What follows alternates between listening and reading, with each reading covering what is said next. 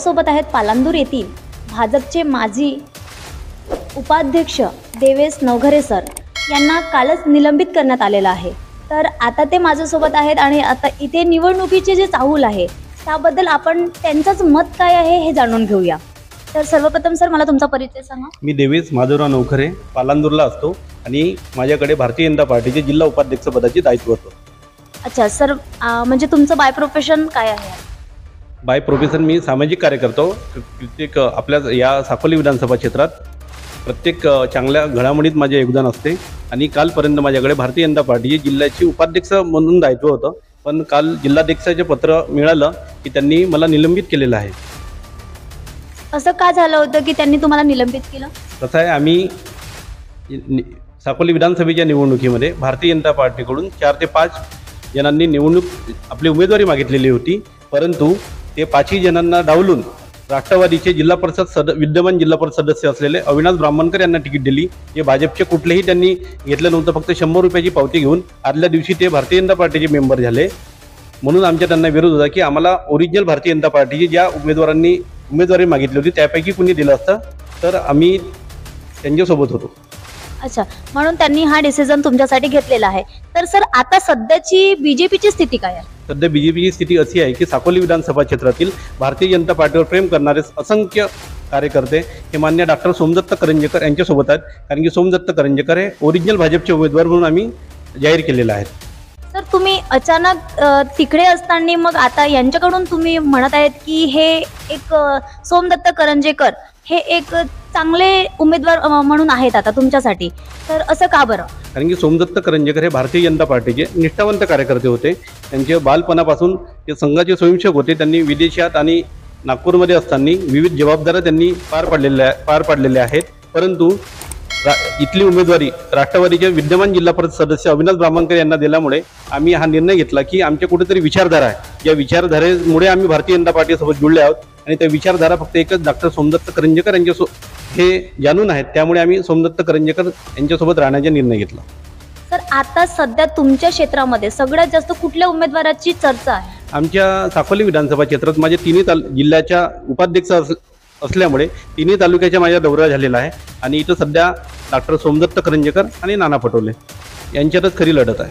अच्छा, यांची जी आता लढत आहे किंवा जे हे दोघं निवडणुकीच्या रिंगणात आहेत, तर तुमचं जे मत आहे लोकमत किंवा आता तुम्ही जो निर्णय घेतलेला आहे त्यासाठी जनतेसाठी तुमचं काय मत राहील?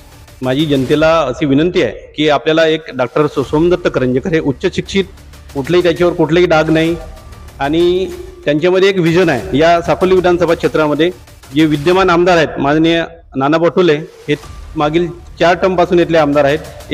एक रेजिम ते खासदार झालेले आहेत, त्यांनी इथे कुठलाही विकास केलेला नाही। या साकोली विधानसभा क्षेत्रात साधा सुई बनवण्याच्या कारखाना सुद्धा आमच्या साकोली विधानसभा क्षेत्रात नाही, फक्त निव्वळ लोकांना भुलतापा देऊन आणि इथल्या जनतेसोबत खोटारडेपणा करून ते आपण आतापर्यंत ते चालत आलेले आहेत। पण आता या साकोली विधानसभा क्षेत्रातील जनतेने निर्णय घेतला की आम्हाला कुठेतरी व्हिजनरी माणूस पाहिजे आणि ते डॉक्टर सोमदत्त करंजेकरच्या रूपाने मिळालेलं आहे।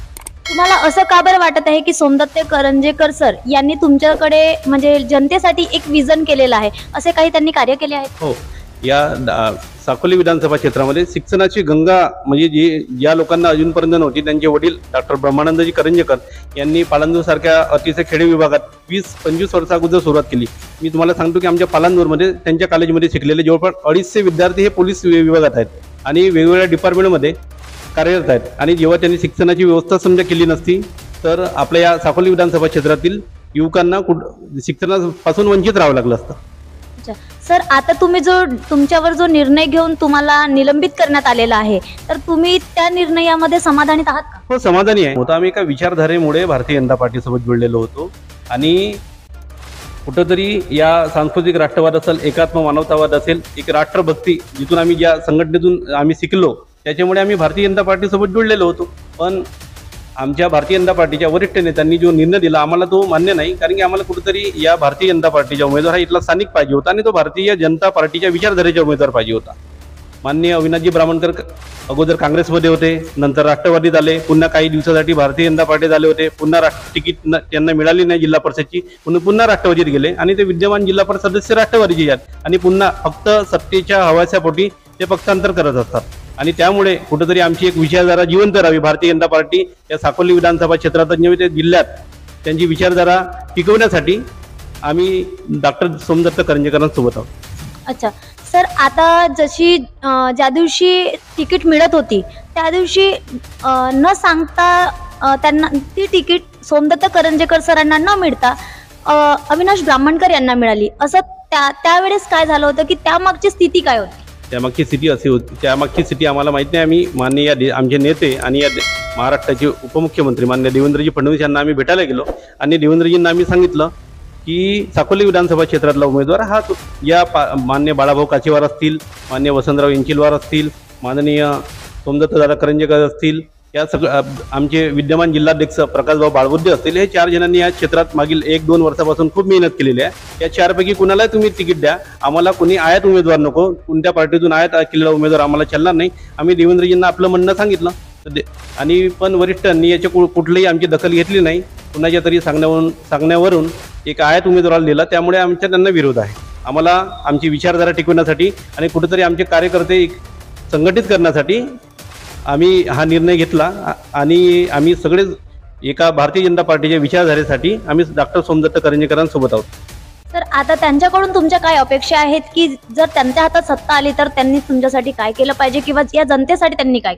तसं साकोली विधानसभा क्षेत्रामध्ये तुम्ही जाल म्हणजे लाखांदूर तालुक्यात जाल, कुठेतरी इथं रस्त्यांची दुरावस्था आहे. म्हणजे 4 व्हीलरनं आपण जातो म्हटलं तर रस्त्यांची पूर्ण हे लागलं. इथं कुठेतरी कायमस्वरूपी सिंचनाची व्यवस्था नाही, इथं कुठेतरी IT हब नाही, MIDC पण नाही. आमची डॉक्टर सोमदत्त करंजेकरांकडून हे अपेक्षा की इथला जो विद्यार्थी आहे तो इथंच शिकून या क्षेत्रात कुठेतरी IT हब, मोठे मोठे काही उद्योगधंदे या क्षेत्रात निर्माण झाले पाहिजेत.